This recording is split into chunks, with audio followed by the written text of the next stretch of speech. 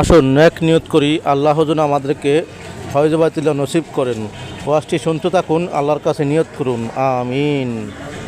50,000 বছরের রাস্তা হবে যার যার কবর থেকে হাসরের মাঠ। ফুলচেরাতে পুল হবে 30,000 বছরের রাস্তা। আমার উম্মত গুলো কিভাবে রে পায়ে হেঁটে তারা অতিক্রম করবে?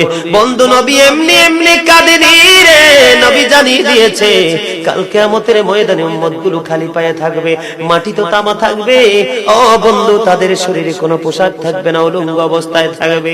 এবং মা আয়েশা প্রশ্ন করলো, গো প্রাণের নবী, জানতে মনে চায় নবী গো, এই যে আপনার উম্মত গুলো উলঙ্গ অবস্থায় খালি পায়ে সবাই থাকবে গো নবী, তারা কি নারী পুরুষ একসাথে? কয় হ্যাঁ, নারী পুরুষ একসাথে। তারা কি কেউ কারো দিকে নজর দিবে না? এবার আমার নবী বলেছে, আয়েশা রে, কেমন করে নজর দেবে রে আয়েশা? বন্যার পানি যেমনি প্রবল বেগে বৃদ্ধি পেয়ে পৃথিবীর মানুষগুলোকে গ্রাস করে ফেলে, কাল কিয়ামতের দিন এই জাহান্নামের আগুন মানুষের দিকে বন্যার মতো প্রবল বেগে ছুটে এসে মানুষকে ঘিরে ফেলবে।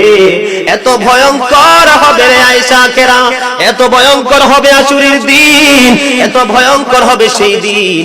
আর সেদিন এত বিপজ্জনক হবে, একটা পুরুষ আর একটা নারীর দিকে